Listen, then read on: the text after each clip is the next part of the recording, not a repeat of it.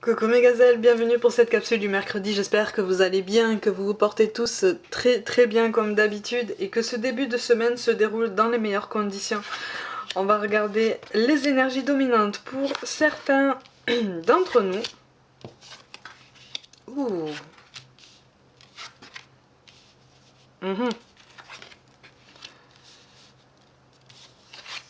J'espère que vous arrivez à vous approcher de vos objectifs personnels, j'espère que vous réussissez à vous fixer des défis personnels. D'ailleurs, je vous tiendrai au courant de mon gros défi personnel, celui que je viens de me fixer il y a peu de temps là, et qui me demande beaucoup d'efforts, beaucoup d'énergie, qui me demande aussi de sortir de ma zone de confort, clairement, complètement, mais vous verrez les résultats. J'essaierai de me débrouiller pour vous montrer les résultats. Bon. Oh. Bon, il y a beaucoup de solitude ici. Hein. Ouh, tout domaine confondu, il y a quand même beaucoup de solitude. On est en train de guérir. Tu es en train de... Oh, on est sur des prises de conscience quand même assez intenses. Aïe, aïe, aïe.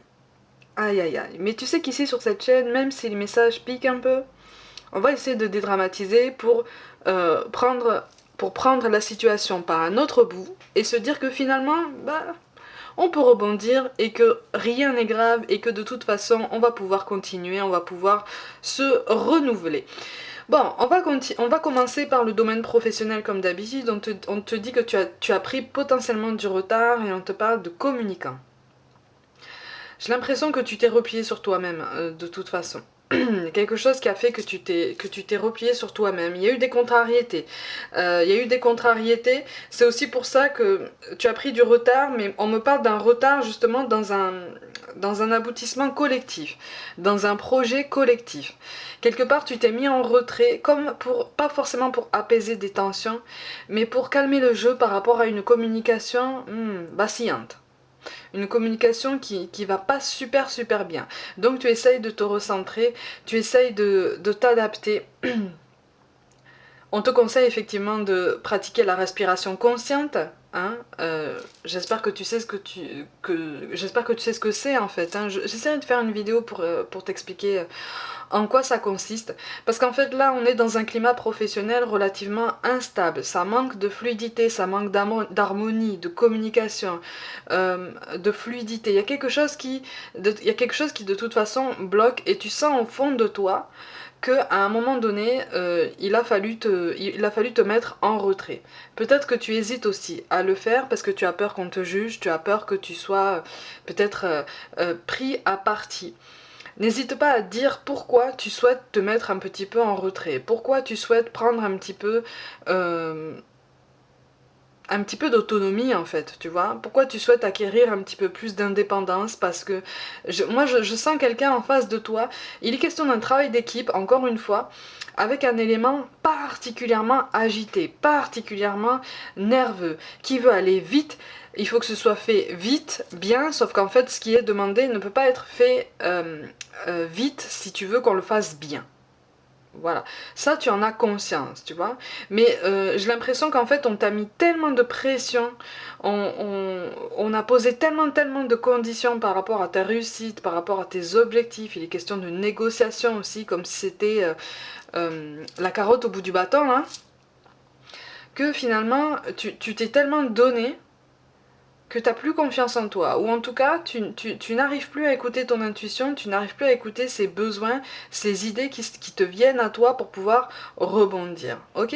Bon, de toute façon, ça n'est que passager, ça n'est que passager. Dis-toi qu'en face de toi, de toute façon, la personne qui est agitée, là, elle est en souffrance aussi. Moi, je la sens en souffrance aussi au niveau personnel, mais plus au niveau familial. D'accord. Il y a quelqu'un, c'est une personne qui se fait du souci pour quelqu'un de sa famille, qui ne va pas forcément en parler, mais c'est quelqu'un voilà, qui ne trouve pas forcément d'autres moyens d'exprimer en fait son inquiétude, de la ressortir en fait de lui ou d'elle, donc du coup ça tombe un petit peu sur les membres de l'équipe. Vous êtes un peu les dommages collatéraux en fait de son inquiétude. Des fois ça se passe comme ça. En l'occurrence, voilà, je te le dis, là c'est pas contre toi, c'est pas contre tes compétences qui sont bien réelles, elles sont bien là et elles sont appréciées, même si on te le dit pas. Tu vois? Là on est en train de te dire qu'en fait, n'hésite pas à exprimer en fait ton besoin d'apaiser une situation. N'hésite pas à expliquer en fait ta démarche, de te mettre en retrait pour justement éviter qu'on te prenne à partie et que ça envenime encore plus une situation. D'accord? Se mettre en retrait c'est bien, mais si on n'explique pas pourquoi, ça envenime une situation et c'est ce qu'on est en train de t'expliquer. J'ai l'impression aussi que tu es à bout en fait, que tu es à bout et que tu commences à redouter en fait la façon dont tu pourrais réagir face à une parole un petit peu désobligeante de cette personne. J'ai l'impression que c'est quelqu'un qui a les paroles assez acérées dans ces moments les plus tendus, dans ces moments d'inquiétude les plus prégnants en fait. Et ça tombe sur vous. Et quand ça tombe sur toi, c'est assez rude en fait. Au niveau du vocabulaire employé, au niveau des appréciations même qui sont données, c'est assez... C'est presque sans appel, quoi. C'est presque sans appel. Et quelque part, ça te déstabilise beaucoup, beaucoup. C'est aussi pour ça que tu t'es mis en retrait, parce que tu as peur, en fait, tu as peur de ta façon de réagir. Tu as peur d'avoir peut-être un mot plus haut que l'autre. Tu as peur de manquer de respect par rapport à cette personne. Parce que visiblement, il s'agit d'un supérieur hiérarchique ou de quelqu'un qui a une posture de référent, en fait. Tu vois, dès que tu souhaites peut-être faire avancer quelque chose ou quoi, c'est normalement la personne à laquelle tu dois t'adresser en premier lieu pour pouvoir faire remonter tout ça. Donc c'est aussi pour ça que tu fais attention, parce que tu tiens à ta place quand même, hein, tu tiens à ton évolution. Prends conscience que c'est une personne qui est effectivement tiraillée par tout plein d'autres préoccupations. Essaye effectivement de te détacher de tout ça, tout en expliquant que voilà, toi tu veux juste faire ton travail dans les meilleures conditions, et de toute façon, la meilleure façon de mener son travail dans les meilleures conditions pour toi, bah, c'est de te mettre un petit peu en retrait pour y voir un peu plus clair, d'accord? Ça sera compris, hein? Ça sera compris. Plus que si tu te mets en retrait sans rien dire. Ok? Au niveau professionnel, on te parle de bagues et de cadeaux, et on te dit que ce n'est pas ton âme sœur. Alors, et, tu vois, et on a le mot-clé de la santé qui tombe, donc il est vraiment question d'un équilibre personnel à préserver, d'une tranquillité d'esprit à préserver, d'un apaisement personnel. Bon, au niveau relationnel, effectivement, bague ou cadeau, ce n'est pas ton âme sœur. J'ai l'impression qu'en fait, on en revient aux histoires de prise de conscience en fait qui ont lieu en toi. Et tu te rends compte qu'en fait, là, on te parle d'une personne du passé. Ce n'est pas ton âme sœur, on te parle de quelqu'un du passé. Quelqu'un du passé avec qui tu n'es plus forcément en contact. Quelqu'un du passé à qui tu as tendu la main plusieurs fois. Qui a soufflé potentiellement aussi le chaud et le froid par rapport à toi. Avec qui finalement la communication s'est révélée de plus en plus vacillante en fait, de plus en plus rude. C'est-à-dire qu'à un moment donné, quand la communication s'est coupée, les mots ont été particulièrement acérés. On est aussi sur un vocabulaire assez violent, en ce sens que ça a été brut, quoi. Tu vois, ça a été brut, on a eu du mal à encaisser certaines choses. Et pourtant, tu as voulu passer l'éponge, tu as voulu pardonner, tu as voulu prendre sur toi. Et donc tu as tendu la main pendant longtemps, longtemps, longtemps. Et là, tu es en train de te rendre compte que à un moment donné, il faut aussi penser à toi. D'accord? Tu es en train de prendre conscience que si cette personne avait vraiment voulu répondre à tes appels du pied, à tes perches, à toutes les perches que tu lui as tendues, cette personne aurait répondu en fait.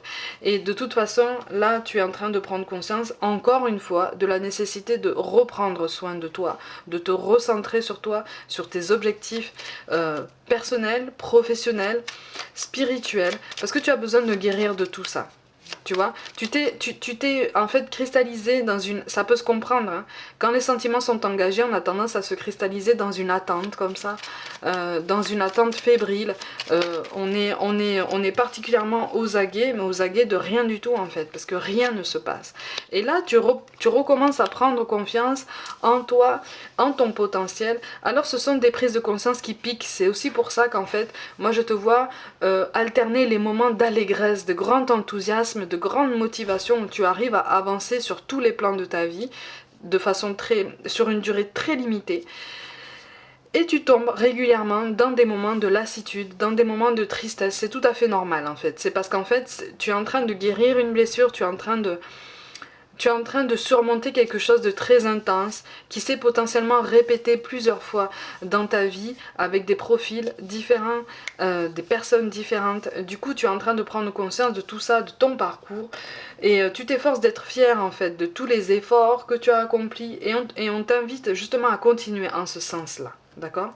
Continue en ce sens-là, il est question d'un beau changement dans ton état d'esprit, d'un beau changement dans ta vie, tant au niveau professionnel que personnel. De toute façon, ces prises de conscience-là sont nécessaires. Il est question d'une liberté. Au niveau professionnel, je t'en ai parlé. Au niveau personnel, tu es en train de saisir ta liberté, tu es en train de regagner ta place en fait et d'accepter de l'occuper de façon pleine et entière et avec toutes les couleurs que tu souhaites y imprimer parce que c'est toi en fait, c'est ton identité, c'est ta place.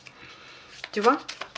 Donc tu réfléchis beaucoup, il y a beaucoup d'introspection, il y a beaucoup de réflexion. Attention à ne pas tomber dans le fait de ruminer une situation, d'accord? C'est quelque chose qui est passé. On t'explique que c'est passé et que là tu peux prendre tes responsabilités comme tu le fais en ce moment, rebondir face à tout ça, te regarder en face comme tu as déjà commencé à le faire pour mieux guérir. Tu es sur la bonne voie en fait. Ah, tu es sur la bonne voie. Tu as encore peur de sortir de ta zone de confort, c'est tout à fait normal. Mais là, on te conseille effectivement d'être courageux et honnête. Et en premier lieu, honnête avec toi-même. Il y a quelque chose là qui est de l'ordre du manque, un manque que tu peux combler par toi-même. Parce que tu peux recentrer tes énergies sur toi, plutôt que de projeter toute ton énergie dans l'attente de quelqu'un, dans l'attente de cette personne du passé. Dis-toi que de toute façon, si elle doit revenir, elle reviendra. Si elle veut revenir, elle reviendra. Après, tout dépend du moment que cette personne choisira pour revenir dans ta vie. Là, tu redeviendras force de choix et force de décision. D'accord? Donc tu ne seras plus dans une attente potentiellement douloureuse, tu feras plus partie du décor en fait, tu vois? Tu seras à nouveau dans la place, comme on dit, tu vois, au premier plan, sur le devant de la scène. C'est ça qu'on veut de toi, c'est ça qu'on veut de nous en fait, tu vois, de sortir comme ça, de sortir de nous-mêmes et d'oser vivre, oser entreprendre certaines choses, tant au niveau professionnel que personnel, mais surtout d'oser des choses pour nous grandir, pour trouver un nouvel équilibre à chaque fois, pour régler tous ces curseurs, pour apprendre plein de choses. Le but d'une incarnation, c'est d'apprendre, aussi bien de soi-même que des autres. C'est pas de rester dans quelque chose qu'on connaît déjà, et voilà, dans lequel on est à l'aise, on maîtrise, donc voilà, c'est plus sécurisant, donc on va continuer comme ça. Quel est l'intérêt? Quel est l'intérêt, finalement? Tu vois? Quel est l'intérêt si ce n'est occulter en fait ce qui nous fait réellement peur? Pourquoi on a peur de sortir de notre zone de confort? Et est-ce qu'on est réellement heureux en fait en restant comme ça dans ce qu'on connaît déjà? Moi je sais pas, hein. C'est ce qu'on est en train de te dire en fait. Si tu as la carte du Joker qui est tombée, c'est parce qu'il est vraiment question d'un changement de conditions d'évolution, un changement de cadre. D'accord? Là, on est vraiment sur un changement de cadre qui va pouvoir t'aider à changer un élément en toi, un aspect en toi. On va pas aller trop vite, hein. Rien ne sert d'aller aussi vite que ça. On va pas aller trop vite. On change de cadre, on change un élément. Un élément qui ne nous rend pas service, qu'on a regardé en face et qu'on accepte en fait en nous, parce que ça fait partie de nous. Voilà, et on accepte de travailler sur ça, d'évoluer, d'apprendre pour nous élever. On te parle d'intervention divine. Tu es certainement frustré par quelque chose qui stagne dans ta vie. Les avancées semblent lentes et fastidieuses. Malgré tout, ceci est une bénédiction. Voilà. Une intervention divine se prépare. Quand le bon moment sera venu, les fruits de tes désirs vont mûrir. En fait, là, j'ai l'impression que pour beaucoup d'entre vous, les fruits de tes désirs commencent déjà à apparaître, en fait. Sous la forme d'une prise de conscience, de plusieurs prises de conscience qui piquent. Plusieurs prises d'initiative qui piquent un peu, que tu prends comme ça à contre-cœur, mais parce que tu as conscience que là, tu dois penser à toi, d'accord? Le changement se prépare pour toi. Donc pense à toi, recentre tes énergies sur toi pour te préparer à ce changement en fait qui se profile pour toi. On te parle de l'archange Métatron, je suis ton lien entre le ciel et la terre, entre ton caractère humain et divin. Je suis là pour t'aider à guérir les conflits qui existent entre ton cœur et ton esprit. Ressens-moi dans ton cœur et dans tes pensées, à travers l'unité, il y a l'amour. Donc on est en train de s'aligner, en fait. On est en train de s'aligner. Plus on se déleste de blessures anciennes, plus on guérit de certaines choses, plus peut-être on dénoue un nœud karmique qu'on s'est fait tout seul ou qu'on a fait avec quelqu'un, plus on s'élève, plus on s'aligne en fait, avec ce pourquoi on s'est incarné. Donc en fait là on est vraiment sur la bonne voie. Ça pique, ça fait mal, on est sur une période transitoire où ça remue, ça chamboule, c'est tout à fait normal. Mais on va y arriver, on va y arriver. Et enfin, on te parle de bonté. Un geste tendre rallume le pouvoir de l'amour. Rappelle-toi d'être bon envers toi-même. Donc ça résume en fait tout ce qu'on vient de te dire, tout ce qui vient de t'être transmis au niveau des messages dans cette guidance, d'accord? Mes gazelles, comme d'habitude, prenez soin de vous, croyez en vous. Pour toute guidance personnelle, envoyez-moi un mail comme d'habitude. N'hésitez pas à vous abonner à cette chaîne, à liker, commenter et partager autour de vous en masse. Rejoignez-moi aussi sur Facebook, mais surtout sur Instagram, où je propose un petit peu plus de contenu pour compléter cette chaîne, pour qu'on puisse avancer tous ensemble à notre rythme. Je vous envoie tout mon soutien et je vous dis à très vite.